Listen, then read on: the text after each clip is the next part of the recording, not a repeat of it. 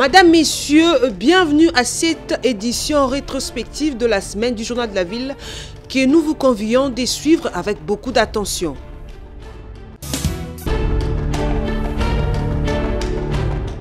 Face à cette dérive. Discours de l'ancien président de la République, Joseph Kabila Kabange, sur la gestion du régime Tshisekedi, la réaction du président national du mouvement de réveil de la jeunesse congolaise, MRJUCO, Maître John Bayantita, n'a pas tardé. Dans une déclaration tenue ce samedi 24 mai 2025 à Kinshasa, et point par point. Quand Kabila dit, je cite, « J'avais conclu un accord avec l'actuel président », un accord motivé uniquement par l'intérêt supérieur de la nation. Cet accord visait à permettre à mon successeur d'exercer pleinement son pouvoir démocratique, à assurer un fonctionnement harmonieux des institutions et à éviter à la nation d'éventuelles crises politiques. Et cet engagement a été trahi. C'est la coalition au pouvoir FCC-Cash qui, au contraire, bloquait le président Félix de bien travailler, au point qu'il a dissous cette coalition après avoir consulté les forces vives de la nation. Quand Kabila dit « Je laissais une nation réconciliée, une économie dynamique et résiliente, une armée nationale républicaine est capable de relever les défis » à Tshisekedi en 2019, à peine 6 ans plus tard, cet héritage a été complètement dilapidé par celui qui en avait la garde. C'est faux, c'est du mensonge. Kabila a laissé à son successeur un pays infiltré par les Tutsis rwandais dans toutes les institutions et il a tué l'économie en transformant toutes les sociétés publiques en entreprises à caractère commercial où lui-même détenait de grandes parts de pourcentage. Joseph Kabila dénonce ce qu'il qualifie de dérives autoritaires, alléguant que le pouvoir est désormais concentré entre les mains d'un seul homme ou d'une seule tribu. Il a encore une fois de plus menti. À voir ceux qui dirigent les institutions, seulement aux commandes. Au sommet, nous avons le chef de l'État, un Louba. Nous avons au sommet de l'Assemblée nationale un compatriote du Sud Kivu. Au niveau du Sénat, un compatriote du Katanga.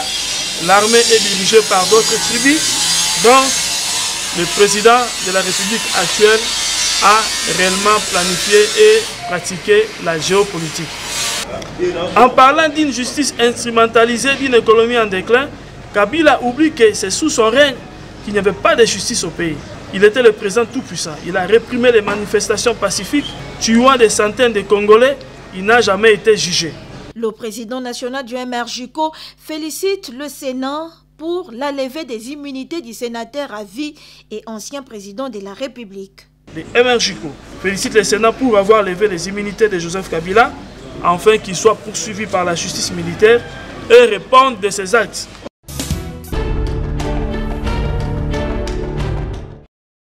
Procès Bukanga Lonzo, Matata Ponyo est condamné à 10 ans de travaux forcés. C'est bien confisqué au prorata de la somme détournée. C'est ce mardi 20 mai 2025 que la Cour constitutionnelle a prononcé son verdict. Matata Ponyo a été condamné à 10 ans de travaux forcés pour détournement des deniers publics de 245 849 413 $ destinés au projet du parc agro-industriel de Bukanga Lonzo. La justice a également ordonné la confiscation de ces biens au prorata de la somme détournée. D'après la haute cour, Matata Ponyo avait conçu son projet de détournement dès le premier jour de sa nomination en usurpant même les fonctions de ministre des Finances qu'il occupait. La Cour constitutionnelle a rendu son verdict dans le procès Bukanga Lonzo mettant en cause l'opposant et ancien Premier ministre Matata Ponyo, l'ancien gouverneur de la Banque centrale Deogracias Mutombo et l'homme d'affaires sud-africain Stéphanie Groblet pour un détournement présumé de près de 200 millions de dollars.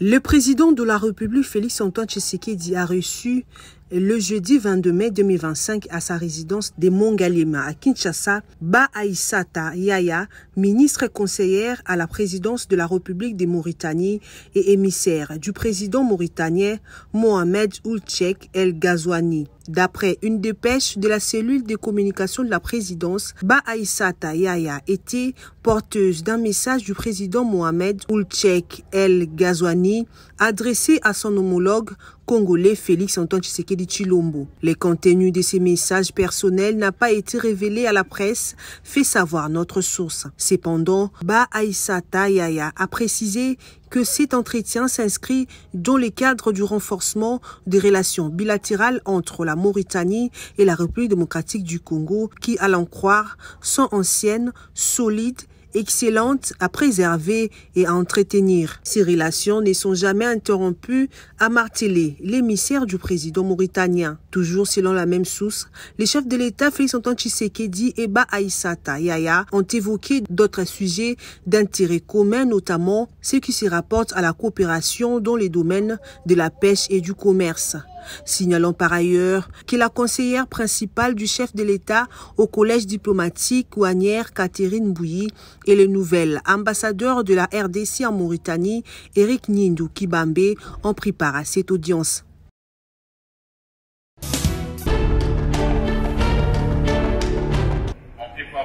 À l'issue d'un vote organisé lors d'une plénière qui s'est tenue le jeudi 22 mai 2025 à la Chambre haute du Parlement, le Sénat a décidé d'élever les immunités de l'ancien chef de l'État, Joseph Kabila Kabange, afin qu'il soit poursuivi par la justice militaire.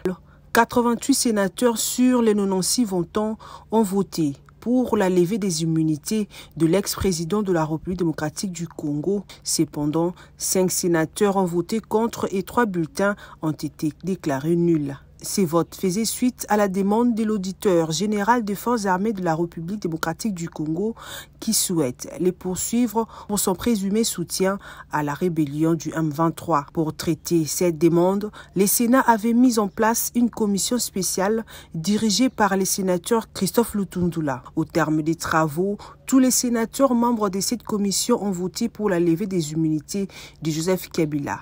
Pour rappel, dans son rapport, cette commission spéciale a révélé que l'auditeur général des FARDC détenait un faisceau de preuves contre l'autorité morale du Front commun pour le Congo FCC.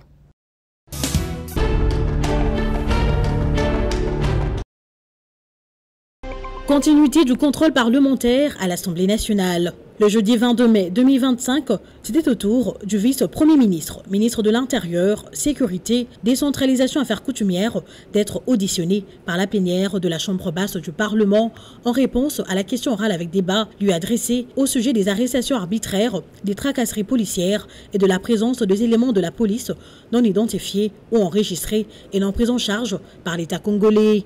Parti d'un constat fait lors de ses vacances parlementaires, le député national Eyangamboyo Venance, qui s'inquiète de la dégradation de la sécurité à Kinshasa, interroge le VPM de l'Intérieur, Maître Jacquemin Chabanilouko Bangou, sur cette situation préoccupante, occasionnée parfois par les bavures des éléments de la police. Dans ce contexte de guerre imposée, où la survie de notre peuple est déjà menacée par le forces extérieures, il est inconcevable que les pratiques ignobles telles que les arrestations arbitraires, les tracasseries policières, et la présence des agents fictifs au sein de notre police viennent s'ajouter à la souffrance de notre peuple. Ces agissements de la part de ceux qui pourtant sont commis à la protection des citoyens et de leurs biens aggravent la situation et ternissent davantage l'image de notre État et de nos institutions, mais aussi de l'État des droits que nous aspirons à consolider. Répondant à ces questions qui touchent à la survie du peuple, le vice-premier ministre en charge de la sécurité intérieure rassure les élus du peuple de son implication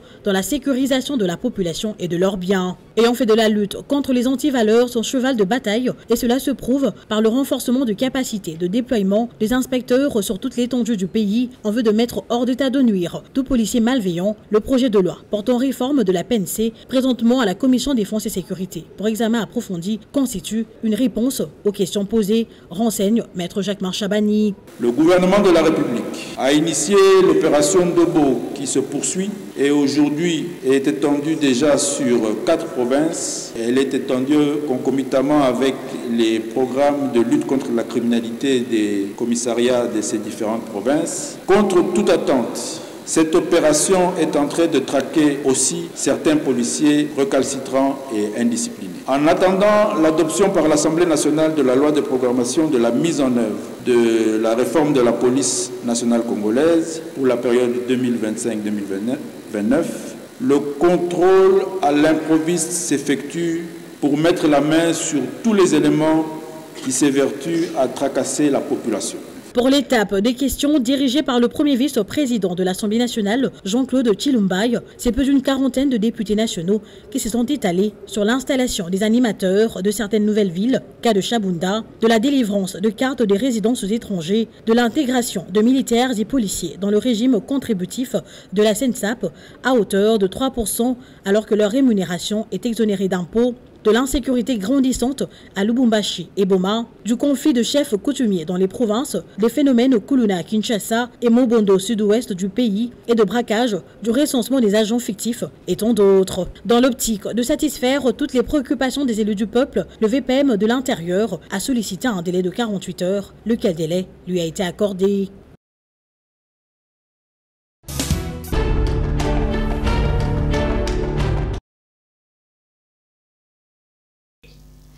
Les pluies diluviennes qui se sont abattues sur la province du Tanganyika en mai 2025 ont entraîné d'importants dégâts matériels et des pertes en vies humaines, provoquant les débordements de la rivière Lubuya ainsi que du lac Tanganyika. En déplacement à Kalemi, Nathalie Aziza Mounana s'est rendue ce mercredi 21 mai sur les sites des sinistrés afin d'évaluer l'ampleur des dégâts et les besoins urgents des populations affectées. La première étape de sa visite l'a amené à Kichanga, Kamera, dans la commune de Luguga, fortement impactée par la montée des eaux de la rivière Lubuya. Sur place, la ministre a échangé avec les sinistrés afin de mieux comprendre leur situation et leur apporter une réponse rapide et adaptée.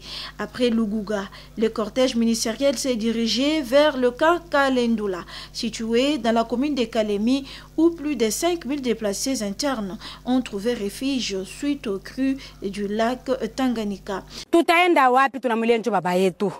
Ona population yote kisiko na batoto bengine vibeko mopitali banagonjwa mimi kwa niko naongea mtoto wangu kwa mopitali eko maserumu depo pa gouverneur tupeleka kule tunomba msaada papa tusaidie si batoto bake na tuko pembeni ya Lubuye kama atatusaidia kwa tulili etujengeye. La ministre des Affaires sociales, Actions humanitaires et solidarité nationale a également visité l'école primaire Kalemi Lac, une école construite pour assurer la continuité de l'enseignement des enfants sinistrés. Tunamshukuru mama Aziza Mnana kwa kuja kutuangalia na tena tunaomba mtujengee masomo na pa kuikalia tu wanahangaika matako kuna ruma sana mbaya na kingine tunaomba matablo kututengeneza mzuri na kingine balimu betu abapokei tunaomba so kupokea bien. Le quartier Kamukolobundo, durement frappé par la montée des eaux du lac, a également été visité par la ministre Aziza Mounana. Le constat est alarmant. La destruction de plusieurs infrastructures, notamment le stade, des écoles et des habitations. Nombreuses sont les familles qui ont trouvé refuge au camp Kalendula. Engagée pleinement dans sa mission, Nathalie Aziza Mounana reste mobilisée pour intensifier les interventions humanitaires et accompagner les populations touchées.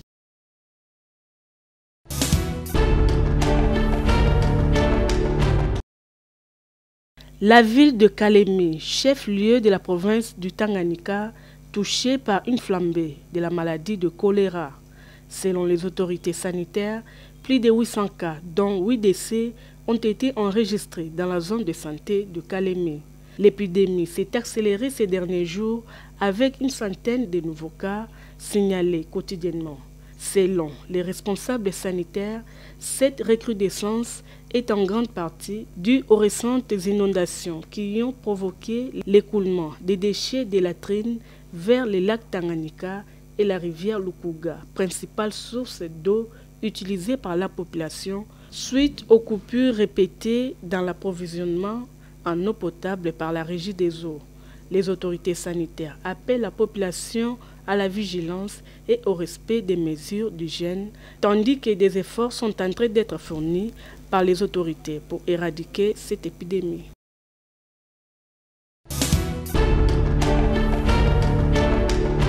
Considérée comme une pépinière de l'intelligentsia congolais, la ville principale de la province du Kwilu, Kikwit, ne cesse d'attirer l'attention de plusieurs touristes.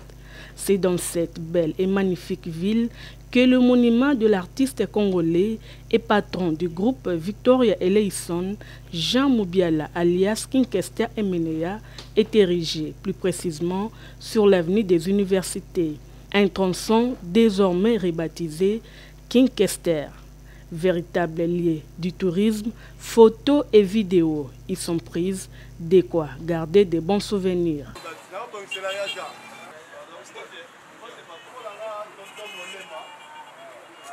La ville de Kikwit est également connue pour ses différentes denrées alimentaires, notamment les liboké, souvent vendus par les commerçants ambulants du marché Moindi situé sur la route Kikwit-Bachanga.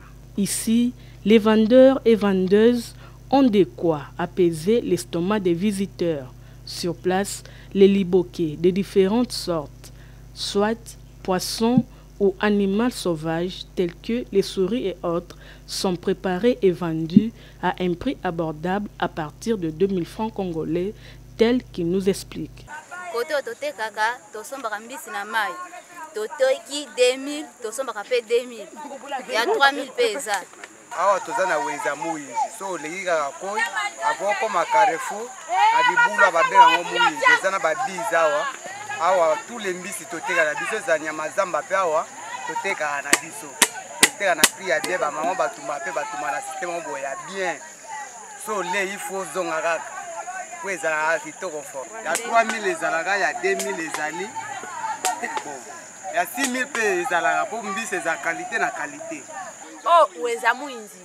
O eza puku na mbisi ebele awa na oteka na pe na puku tous les sortes mbisi oluka eza awa. Soko za posa mbisi yaka kaka koyo tunika na kitaka na babizi bamama boki bateka wana oluki sorte mbisi kala ndenge ezalaka koteka ezalaka bien o nga koteka na maboke basadine mboto ngolo ndenge ezalaka moi pe fale ko débrouiller zozo débrouiller to koma ndumba e fale oteka koyiba te boyina boye ezalaka bongoka. Les vendeurs affirment quand même rencontrer quelques difficultés.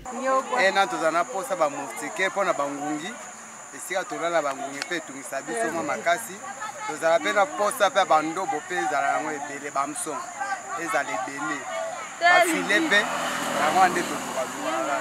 Située sur la rivière Kwilu, la ville de Kikwit est reliée à Kinshasa par la route nationale numéro 1 à l'ouest et aux deux Kasaï à l'est.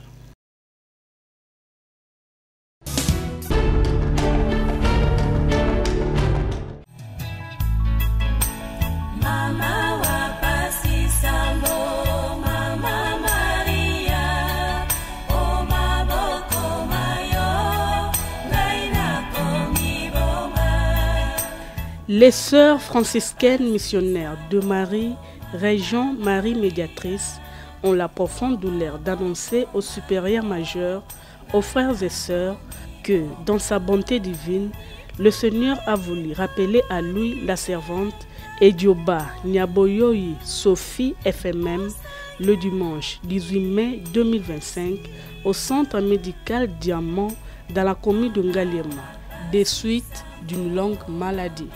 La prière en mémoire de la sœur Sophie Edioba est organisée chez les sœurs franciscaines missionnaires de Marie dans la sainte de la communauté Saint-Michel de la clinique Ngaliema à Gombe sur l'avenue Colonel Tchati, numéro 7205. Les programmes des obsèques se présentent de la manière suivante. Jeudi 29 mai 2025 à 18h juste, célébration eucharistique dans la sainte de la clinique Ngaliema à Gombe, précisément au couvent des sœurs franciscaines missionnaires de Marie, FMM. Vendredi 30 mai 2025, 7 heures juste, levée du corps à la morgue de la clinique Ngaliema, suivi du recueillement dans la salle Arche. 8 heures juste, départ pour la paroisse Sainte-Marie de Kimwenza, commune de Mongafula. 10 heures juste, messe de funérailles suivie de l'inhumation au noviciat des sœurs franciscaines missionnaires de Marie à Kimwenza. Communiqué signé Sœur Marie-Louise Lukumbu, franciscaine missionnaire de Marie, secrétaire régionale.